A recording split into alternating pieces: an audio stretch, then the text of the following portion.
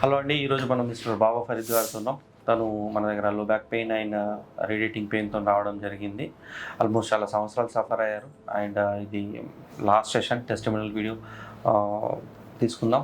So sir అడిగి తెలుసుకుందాం overall experience అనేది ఎలా ఉంది, సో ప్రాబ్లం ఎప్పుడు స్టార్ట్ అయింది అనేది. సో హలో అండి సార్. నమస్తే. నమస్తే. సో ఏం చేస్తుంటారు? నేను టీచర్ జాబ్ చేస్తున్నాను. టీచింగ్. సో ఎప్పుడు స్టార్ట్ అయింది ప్రాబ్లం? 2011లో స్టార్ట్ అయింది సార్. బాగా స్కిప్పింగ్ చేయడం వల్ల లోవర్ బ్యాక్ పెయిన్ స్టార్ట్ అయింది. అంటే ఆల్మోస్ట్ ఒక 14 ఇయర్స్. నేను మెడికేషన్ తీసుకున్నాను. మెడికేషన్ తీసుకున్నాక తర్వాత మెడికేషన్ ఆల్మోస్ట్ ఒక 3-4-5 ఇయర్స్ వరకు బాగానే ఉంది. మళ్ళీ 5 ఇయర్స్ తర్వాత మళ్ళీ స్టార్ట్ అయింది. నేను ఫిజియోథెరపీ వెళ్ళాను. జస్ట్ ఫిజియోథెరపీ ఒక 10 days వెళ్ళాను, ఒక 10 sittings-కి. తర్వాత ఆన్ ఆఫ్ అట్లా వస్తూనే ఉంది. అంటే ఎప్పుడు ట్రిగర్ అయ్యేది పెయిన్? ట్రిగర్ అంటే అది తెలుస్తూ ఉండేది, రేడియేట్గా అవుతూ ఉండేది ఇక్కడ. అంటే రూట్ కాజ్ అనేది ఎవరు చెప్పలేపారు ఇప్పటి వరకు. ఎందుకు వస్తుంది అనేది చెప్పలేపారు. మామూలుగా ఎక్స్రే తీసినప్పుడు దాంట్లో ఏమీ లొకేట్ అవ్వలేదు యాక్చువల్లీ. తర్వాత మీ దగ్గరికి వచ్చినాక రూట్ కాజ్ అనేది తెలుసుకోవడం జరిగింది. తర్వాత మళ్ళీ నేను తర్వాత 2 days బ్యాక్ మళ్ళీ బాగా స్టార్ట్ అయింది సివియర్గా. మళ్ళీ 2 years బ్యాక్ బాగా స్టార్ట్ అయింది. లాస్ట్ ఇయర్ కూడా వేరే QS పనికి వెళ్ళొచ్చాను. ఆల్మోస్ట్ 14 sitting వరకు అయింది. అప్పుడు తగ్గింది, కానీ తగ్గిన తర్వాత మళ్ళీ అంటే ఎక్కువ టైం లేదు, 6 months కన్నా ఎక్కువ లేదు, మళ్ళీ హెవీగా స్టార్ట్ అయిపోయింది. చాలా ఇర్రెగ్యులర్, చాలా హెవీగా అయిపోయింది. చాలా హెవీగా అవడం వల్ల ఇంకెవరన్నా ఉన్నారా అని చూస్తూ ఇంకా మెసేజ్ ఆన్లైన్లో చూసారు. మీ వీడియోస్ టెస్టిమోనియల్స్ అన్ని చూసినాక ఆల్మోస్ట్ 80+ వాళ్ళే క్యూర్ అయ్యారు. నేను క్యూర్ అనేది రావడం జరిగింది. సరే అని చెప్పి వచ్చానమాట. సో ఎలా ఉండేది మన దగ్గర రాకముందు పెయిన్? ముందు నా పరిస్థితి ఎలా ఉందంటే అసలు చాలా కేర్ఫుల్గా నుంచోవాలి, కూర్చొని లేగాలంటే ఆల్మోస్ట్ చాలా ఆలోచించి లేగాల్సి వచ్చేది. టిగర్ అయిపోద్ది అనమాట, అంటే లాక్ అయిపోద్దని భయం వేస్తాను అన్న సెన్సేషన్ తెలుస్తూ ఉంటుంది. అంటే అంత అంటే క్వాలిటీ ఆఫ్ లైఫ్ చాలా కాంప్రమైజ్ అవ్వాల్సి వస్తుంది. కింద అంటే చెప్పగలరు, కింద కూర్చునే పరిస్థితి లేదు. కింద అయితే అవాయిడ్ చేసేసారు. ఎప్పుడు అవాయిడ్ చేసాను కింద అయితే. సో ఎప్పుడు రెస్పాండ్ అవ్వడం జరిగింది బాడీ? బేసికల్ ఇనిషియేషన్స్ తర్వాత మనం ఆల్మోస్ట్ 5 to 6 మధ్యలో రెస్పాండ్ అవ్వడం బాగా జరిగింది. తర్వాత ఎందుకంటే ఇప్పుడు చాలా మందిని కలిసారు కాబట్టి, మీరు చాలా ట్రీట్మెంట్స్ తీసుకున్నారు కాబట్టి డెఫినెట్గా ఇప్పుడు మన దగ్గరకు వచ్చిన తర్వాత కూడా తగ్గుతుందా లేదా అనే కామన్ హ్యూమన్ సైకాలజీ చాలా మందికి ఉంటుంది. రెస్పాండ్ అవుతుందా లేదా అన్నట్టుగా. సో 5 to 6 తర్వాత నాకు ఈ 2 sides విపరీతమైన డిస్టర్బెన్స్ అది పోయింది. అంటే ఇంకోటి ఫస్ట్ ఏంటంటే లాగడం పోయింది. నేను లెగ్గానే తిమ్మిరెక్కేది కాలు, ఈ ఒక్క కాలు కూర్చొని జాగ్రత్తగా లేచి చేయడం జరిగేది అనమాట. ఆ భయం ఎప్పుడు పోయింది? భయం మనకి 2-3లోనే పోయింది. అది ఇది ఈ తిమ్మిరెక్కడం మటుకు, ఈ నమ్ సెషన్ మటుకు అది 2-3లో పోయింది. ఇక్కడ నుంచి 2 sides పెయిన్ మటుకు 5-6లో పోయింది అది. తర్వాత పెయిన్ లొకేట్ సెంటర్కి వచ్చింది. ఇక్కడ నుంచి సెంటర్కి వచ్చింది. సెంట్రలైజేషన్ అంటాం మనం. ఏదైనా ప్రాబ్లం మనకి ఎక్కడైతే ఉందో అక్కడ నుంచి స్ప్రెడ్ అవుట్ అయిపోయిన ఫస్ట్ టైం నాకు తెలిసింది పెయిన్ అనేది కరెక్ట్గా ఇక్కడ ఉందని తెలుసుకోవడం. ఇక్కడ కాదు, ఇటు సైడ్ కాదు. అసలు పెయిన్ అనేది ఇక్కడ రూట్ కాజ్ అక్కడ. చెప్పడం కూడా నాకు ఈ సైడ్ నుంచి వస్తుంది, కానీ ఈ బ్యాక్ బోన్ లో సెంటర్ లో ఉంటుంది అనేది అంటే దానివల్ల ఇది వస్తుందని అసలు ఐడియా లేకుండా మీరు వచ్చిన తర్వాత మీరు చెప్పడం జరిగింది. తర్వాత MRI స్కాన్ తర్వాత ప్రూవ్ అయిపోయింది. మీరు చెప్పడం ఫస్ట్ చెప్పేశారు. తర్వాత MRI స్కాన్ చేసిన క్లియర్ కట్ గా ఎగ్జాక్ట్లీ L4 L5లో డ్యామేజ్ ఉందని తెలిసిపోయింది, హైలీ డ్యామేజ్. అవును. సో మనం ప్లాన్ చేసింది కూడా 14 sessions, తక్కువ సెషన్స్ యాక్చువల్లీ మీకుండే ప్రాబ్లమ్కి. సో ఏజ్ తక్కువ ఉంది కాబట్టి మనం ఇది చేస్తాం.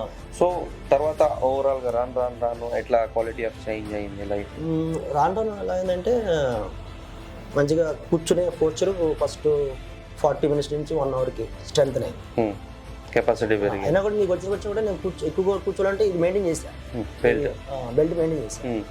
తర్వాత 1 monthకి పోయింది. బెల్ట్ అసలు ఆలోచన లేకుండా పోయింది.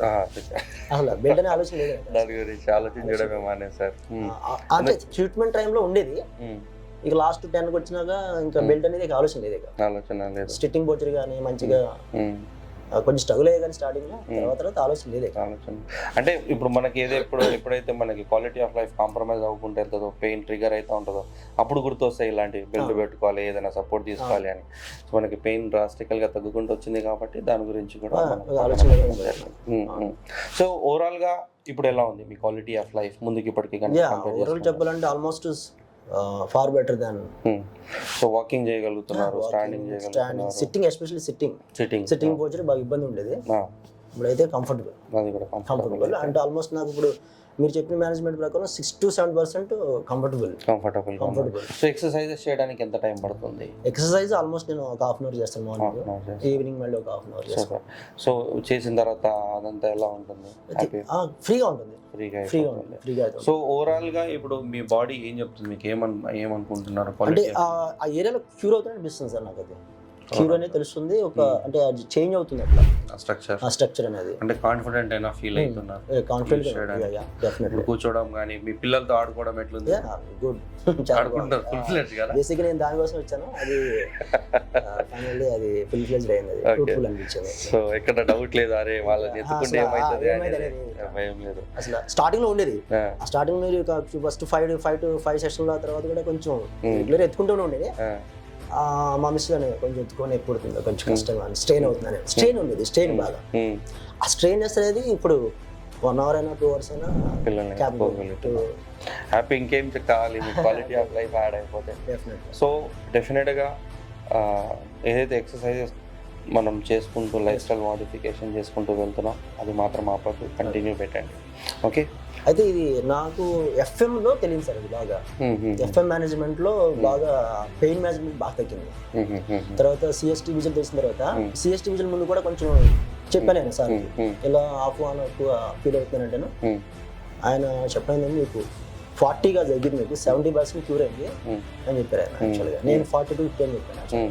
ఆఫ్టర్ విజిల్ సిఎస్టీ తర్వాత ఆయన ఏమన్నారంటే గౌతమ్ సార్ అని చెప్పారు, మీకు 70 వరకు అయింది అన్నాడు. తర్వాత ఆ విజిల్ సిఎస్టీ తర్వాత నాకు ఇంకా కాన్ఫిడెంట్ గెయిన్ అయింది, ప్లస్ బాడీ కూడా ఫ్రీ అనిపించింది. సో ఓవరాల్గా హ్యాపీ. ఓకే. సో మీలాగా సఫర్ అయ్యే వాళ్ళని పేషెంట్స్కి ఏం చెప్పాలనుకుంటారు? Definitely Ashok rehability the best decisions to join here without medicine. That is most important thing. Is without మెడిసిన్గా మనం క్యూర్ అవ్వాలనుకున్న వాళ్ళకి కంపల్సరీగా, అంటే చాలామందికి ఆపరేషన్ చేయాలి, నా ఆపరేషన్ కూడా ఆపరేషన్ యాక్చువల్గా.